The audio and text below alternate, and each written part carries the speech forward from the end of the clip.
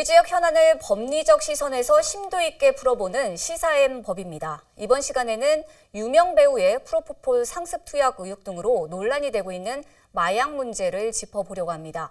이승기 변호사님 나와 계십니다.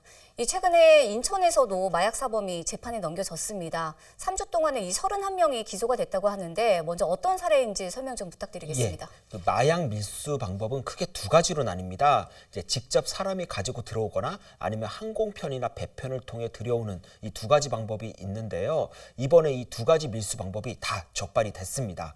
먼저 말레이시아 국적의 20대 남성이 이 필로폰 4kg이 담긴 이 비닐봉지를 배와 허리, 허벅지에 두른 뒤 그 위에 이제는 테이프로 꽁꽁 감았습니다. 그리고 인천국제공항에 들어오다가 이번에 이제 체포가 된 거고요. 그리고 두 번째로는 이제 멕시코에서 미국을 거쳐 우리나라로 국제 특송화물이 들어왔는데 이걸 세관에서 뜯어보니까 그 안에서 필로폰 2.8kg이 든 이제 풍선이 나왔습니다. 참고로 필로폰 2.8kg이라면 이제 시가 7억 원어치로 동시에 9만 명이 투약할 수 있는 엄청난 양인데요. 이 화물의 주인은 이 파키스탄에서 소금을 수입하는 한 40대 남성으로 확인이 됐습니다. 그런데 이 남성은 이 사업을 하다 알게 된 지인의 물건을 대시 받아준 것이다.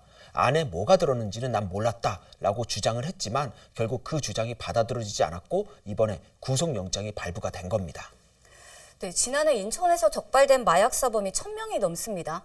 이 3년 연속 1,000명대로 인천이 이 마약 도시라는 오명을 뒤집었을 상황인데요. 인천에서 이렇게 마약 사범 적발 건수가 많은 이유가 있을까요? 예, 무엇보다 이 인천이 수도권에 위치하고 있으면서도 이제 국제 항구와 또 공항을 둔 어찌 보면 해외 교역의 중심지입니다. 그 말은 이제 마약 밀수의 관문 역할을 할 수도 있다라는 겁니다.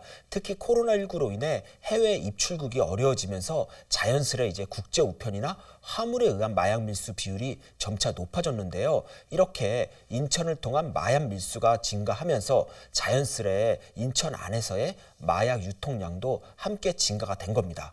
거기에 이제 마약을 사고 파는 것도 이전처럼 직접 만나 1대1로 거래하는 것이 아닌 SNS나 소위 다크웹이라고 불리는 어둠의 경로를 통해 거래가 이루어지고 있는데요. 그런데 이 인천이 수도권이고 또 타 지방도시에 비하면 젊은 인구 비율이 상당히 높습니다. 그러니까 IT에 익숙한 세대가 많다 보니 이 마약을 사고 파는 케이스 역시 많아질 수밖에 없는 겁니다. 최근에는 이 마약 유통뿐만 아니라 오남용 문제도 우려스러운 상황입니다. 최근에는 이 유명 연예인이 프로포폴을 상습적으로 투약했다는 의혹을 받으면서 수사가 진행 중인데요. 인천에서도 이 프로포폴을 오남용 투약 사례가 많다고 하는데 특별한 이유가 있을까요? 예, 그 프로포폴의 경우에는 이 향정신성 의약품이라고 불리는데요. 주로 이제는 수술 시 마취제로 사용이 됩니다. 그런데 이 프로포폴을 마취 용량 이하로 투약을 할 경우에는 이 불안감이 해소되고 행복감이 극대화되는 그리고 렘수면이라고 해서 잠깐만 잤음에도 개운한 느낌을 갖게 되는 효과가 있는데요. 짧은 시간 안에 스트레스도 줄이고 피로회복도 할 수 있다라는 겁니다. 그러니까 연예인이나 운동선수들이 많이 찾는 이유이기도 하고요. 그런데 이 프로포폴이 중독성이 있다 보니 반복되면 될수록 이게 내성이 생깁니다. 그래서 이 병원 저 병원 다니면서 위 내시경 검사를 핑계로 프로포폴을 맞는 경우가 상당히 많습니다. 그런데 그 경우에는 다행스럽게도 마약류 통합관리 시스템이라고 해서 특정인이 마약류나 향정을 많이 처방받는 게 이제는 확인될 경우 이게 모니터링하는 시스템이 있는데요. 여기서 이제 확인이 됩니다. 최근에 배우 유한 씨도 같은 경우이고요. 그런데 지금 문제가 되는 건 바로 병원인데요. 프로포폴 한 병이 보통 20ml인데 성형외과 수술 시에는 한 병 내지 반 병을 쓰고 큰 수술의 경우에는 20에서 30병 정도를 씁니다. 그런데 이걸 수술에 썼다라고 기록을 하고는 조금씩 빼돌려서 모은 다음에 단골 손님에게 놔주거나 아니면 다른 곳에 팔아버리는 겁니다. 그러니까 이 경우에는 기록상으로는 전혀 남지 않으니까 확인이 안 되는 겁니다. 이런 이유로 병원, 그중에서도 프로포폴을 많이 쓰면서도 관리가 소홀한 개인 병원들이 상대적으로 많은 인천을 비롯한 수도권이나 지방 대도시에서 이 프로포폴 오남용 사례가 많을 수밖에 없는 겁니다. 네, 프로포폴에 대해서 설명을 해주셨는데 아마 시청자분들께서도 프로포폴에 대해서는 많이 들어보셨을 것 같습니다.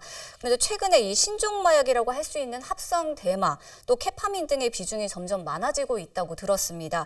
이유가 뭘까요? 예, 신종 마약이라는 게 이제는 화학 물질을 합성해 만드는 마약을 의미합니다. 그 화학 물질로 대량 생산을 하다 보니까 값은 싸고 극소량으로 이제는 환각 효과가 높은, 달리 말하면 중독성이 높은 특징을 가지고 있습니다. 그리고 기존의 마약들은 주로 흡입을 하거나 주사위로 투약을 하는데 이 신종 마약은 몸에 바르는 오일 형태부터 또 쉽게 먹을 수 있는 캔디 형태, 여기에 풍선처럼 불어서 마시는 형태까지 정말 다양합니다. 이렇게 가격도 싸고 투약 방식도 간편해지니까 최근에는 이 신종 마약이 젊은 층을 중심으로 이제 기승을 부리고 있는 겁니다. 네, 이 10대 마약 사범이 5년 사이에 4배 이상 증가했다는 통계가 있더라고요. 이렇게 젊은 층이 늘고 있어서 지금 더 걱정인데 이 경찰 단속이 어려운 비대면 거래를 통해서 이게 빠르게 전파가 되고 있다고 들었습니다.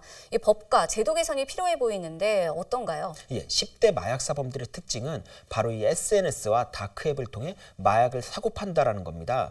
문제는 단순 호기심에 마약을 접했다가 나중에는 중독이 되는 케이스가 많다는 건데요. 이 수사기관도 마약 관련 인력이나 예산도 물론 늘려야겠죠. 하지만 무엇보다 기회 제공형 수사라고 해서 온라인상에서 이제 마약을 사고 파는 사람들에게 수사기관이 접근을 해서 체포하는 이 수사기법인데요. 이걸 지금보다 더욱 확대할 필요가 있습니다. 그런데 그보다 더 급한 건 현행법에서는 지금 어렵지만 이 마약 수사에 있어서는 마치 영화 무간도나 신세계처럼 잠입 수사가 가능하도록 좀 법개정이 필요하지 않나 싶고요. 마지막으로 지금도 시행 중이긴 하지만 일단 마약 관련 근로 의심이 된다면 방통위가 즉시 이를 차단하고 바로 수사기관과 협조해 대응할 수 있도록 하는 제도를 지금보다 더욱 강화해야 되지 않나 싶습니다. 여기에 지금처럼 마약 범죄를 두고 이 검찰, 경찰, 식약처, 보건복지부, 강세청 이렇게 나눠서 마치 각계 전투식으로 대응을 하는 게 지금의 현행 제도인데요. 그런 것보다는 미국의 마약 단속국 DEA처럼 관련 분야 전문가들을 한데에 모아서 한국형 마약형 도입을 좀 할 필요가 있지 않나 싶습니다. 네, 오늘 말씀은 여기까지 들어보도록 하겠습니다. 감사합니다. 예, 감사합니다.